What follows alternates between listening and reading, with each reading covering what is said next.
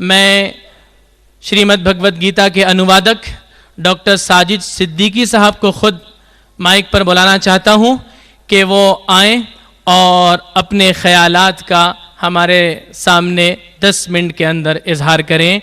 Doctor Sajid Siddiqui साहब।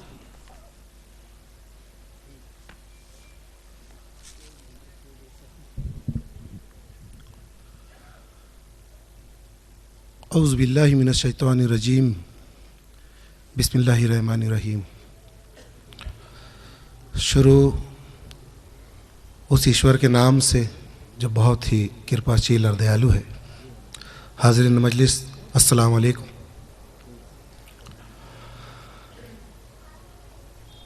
अल्लाह का शुक्र है कि अल्लाह ने मुझे तौफीक दी कि मैं कुछ कर गुज़रूँ। मेरा जो भी काम आप लोगों के सामने है उसमें मेरा ज़र्रा बराबर भी मेरी कोई उसमें सलाहियत का दखल नहीं है।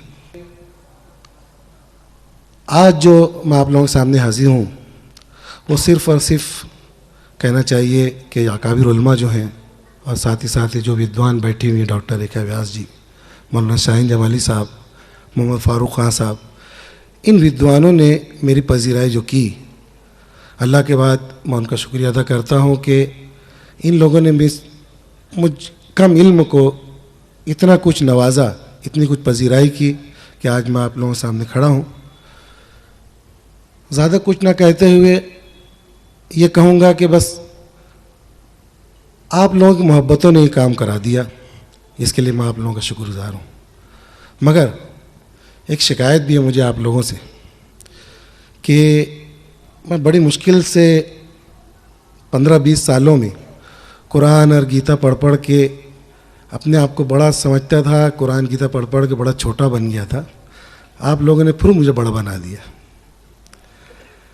मैं जब मेरी शादी हुई तो आज भी मेरी बीवी बहुत बड़ी मजाक उड़ाती है कि जब मेरी शादी हुई एक मसले में मैं बड़े गुस्से में कह रहा था कि मैं इतना अजीम आदमी हूँ और तुम लोग जो हो मुझे इस तरह कह रहे हो। तब मेरा 1993 में जुमला था। अब मेरा छोटा बच्चा जब अभी हुआ और एक दिन खेल रहा था तो एक मेहमान मेरे घर आए तो उन्होंने मेरे बच्चे से कहा कि बेटा बड़े होके क्या बनोगे? तो वो सोच रहा था। मैंने कहा बेटा बोल दे, बड़ा होके छोटा बनूंगा। बस बहुत छोटा हूँ, अल्लाह ही बड़ा है। यही पैगाम मैं आप लोगों के सामने पेश करना चाहता था। बस कुछ लोग मुझे चाहते कि मैंने क्यों लिखा ये, तो बस अर्ज़ कर दूं कि मोहम्मद सर मेरे चचा ने जो कहा, मेरे वालिद साहब ही मेरे दोस्त, मेरे उस्ताद, मेरे वालिद, मेरे सब कुछ थे। उनके जाने के बाद मेरी ज़िंदगी में वो खिला पैदा हुआ कि मैं बाहर निकलने को डरता था कि अब मेरे वालिद नहीं, मेरा क्या होगा। यही गुर्बत से पढ़ते लिखते उनकी तरबियत में रहते ये एहसास हुआ कि अब मेरे वालिद नहीं हैं, अब मैं उनके लिए क्या कर सकता हूँ। यही एक सवाल था कि इंसान जीते जी तो कुछ कर सकता है, मरने के बाद क्या कर सकता है।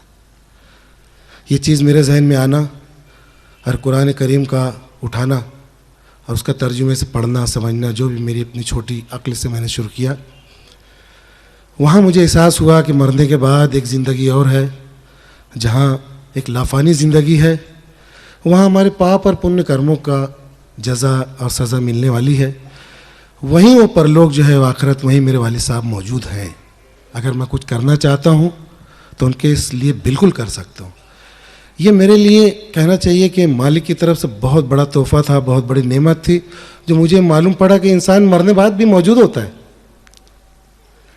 बस ये पा जाना कि अब मैं मेरे वालिद के लिए बहुत कुछ कर सकता हूँ। मैंने जब कुरान को अपने कलेजे से लगा लिया, 15 साल पढ़ता रहा, मगर शायद मेरे तमाम ही हिंदू मुस्लिम दोस्त बैठे हुए हैं, यहाँ के जो फसादात हैं, हम एक समान एक जैसे रहा करते थे, एक फैमिली की तरह। मगर हुआ यूँ कि जब फसाद हुए हमारे दरमियान, कभी ना कभी जब कर्फ्यू छूटता तो एक अजीब सी ताल्लुकात में खटास आ ही जाती थी। मैंने उस पर गौर शुरू किया कि क्या बात है कि हम एक पेशे के लोग, डॉक्टर सुनील शाह साहब, डॉक्टर दीपक शुक्ला, डॉक्टर राहुल देशमुख साहब, डॉक्टर मंगोड़कर साहब, हम सब बिल्कुल भाई से ज़्यादा एक साथ रहते हुए भी जब जब फसाद हुआ हम बिल्कुल 4-5 दिन अलग हो गए, फिर न दुआ न सलाम न फ़ोन। इतने अच्छे ताल्लुकात, इतने अच्छे होने के बावजूद क्यों फसाद जो है हम लोगों को दूर कर देता है? ये धर्म होता क्या है? क्या हम दोनों का धर्म अलग है?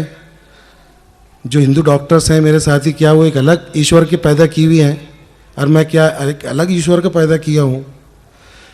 क्यों अच्छे से अच्छा एक रवादार इंसान, बाअखलाक इंसान भी हमेशा धर्म के ही पक्ष में बात करता है? क्यों जब कोई भी मामला आता है तो इंसान अपने मज़हब को नहीं छोड़ पाता, दूसरे वाले मज़हब को अलग कर ही देता है? आखिर ये मज़हब होते क्या है? ये धर्म ग्रंथ होते क्या है? ये इतने ईश्वर जो बनाए गए ये हैं कौन?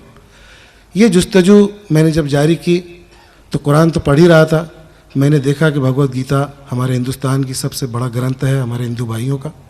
मैंने उठाया और जब मुझे पता चला कि मया ततम इदम सर्व जगत अवक मूर्तिना मतस्थानी सर्वभूतानि माँ चाहम तेसु अस्थिता, कि ये सारा ब्रह्मांड मुझ ना दिखाई देने वाली मूर्ति के द्वारा ही रचा गया है।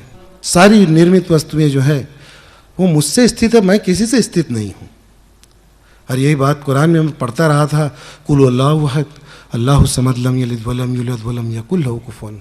कह दो ऐ नबी कि मैं एक हूँ और मैं बिल्कुल बेनियाज हूँ। न मेरी कोई औलाद है, न कोई मेरे बाप, न मैंने किसी को पैदा किया है, न मुझको किसी ने पैदा किया, और मैं किसी के जैसा नहीं हूँ। मैं अचिंत हूँ, मैं अमूर्ति हूँ, मैं अव्यक्त हूँ, मैं एक हूँ।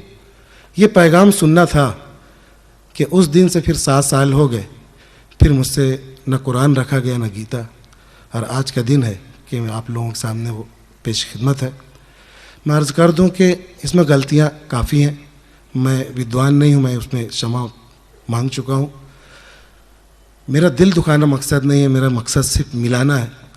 आप उसको प्यार से पढ़ेंगे तो आपको उसमें प्यार मिलेगा, वरना आप ज्ञान और बहुत विद्वानों की तरह देखेंगे तो शायद उसको समझ नहीं सकेंगे।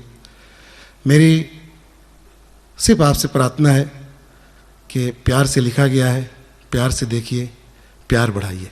खुदा हाफिज़। बहुत बहुत शुक्रिया डॉक्टर साजिद सिद्दीकी साहब। हज़रात, मैं आपको बतला दूं कि इस वक्त जिन किताबों का इजरा किया गया है ये हिंदी और उर्दू तर्जमा, ये सिर्फ़ तकरीबन 200 सफ़हात पर मुश्तमिल है। दोनों किताबें करीब करीब 200 सफ़े की हैं, लेकिन डॉक्टर साजिद सिद्दीकी साहब ने इसके अलावा संस्कृत के श्लोकों के साथ और श्लोक के एक एक शब्द और एक एक लफ्ज़ के लुग़त और डिक्शनरी से माना तलाश करके उसको सब एक किताब में समो दिया है, जो तकरीबन 600 सफ़े की है। ये 600 सफ़े की उर्दू और 600 सफ़े की हिंदी किताब ये कंपोज होकर तैयार है, जिसमें गीता के असल संस्कृत श्लोक हैं, फिर उसका हिंदी अनुवाद है, और फिर उसके बाद श्लोक के एक एक शब्द का संस्कृत से हिंदी ट्रांसलेशन और तर्जुमा है। ये पूरी किताब इस तरह तैयार है। आपके सामने जो किताब अभी आएगी उसमें सिर्फ आपको ट्रांसलेशन और अनुवाद नजर आएगा। हो सकता है कि बहुत सारे लोगों के जहनों में यह सवाल पैदा हो, प्रश्न उठे कि क्या इन श्लोकों का वाकई तर्जुमा यही है? उसके लिए उनको उस असल किताब को जो 600 सफ़े की है उस किताब को देखना पड़ेगा। और डॉक्टर साजिद सिद्दीकी साहब और उनकी टीम का ये प्रयास है और ये कोशिश है कि वो 600 सफ़े की उर्दू और 600 सफ़े हिंदी की किताब भी जल्द अज जल्द शाये हो जाए, मंजर आम पर आ जाए, ताकि जो विद्वान लोग हैं, जो ज्ञानी लोग हैं, वो अगर ज्ञान की रोशनी में भी उसको देखना चाहें तो वो उसको देख कर मुतमईन हो सकते हैं। ये एक बहुत बड़ी काविश है जिसका इजहार नहीं हुआ था, मैंने उसका यहाँ इजहार कर दिया।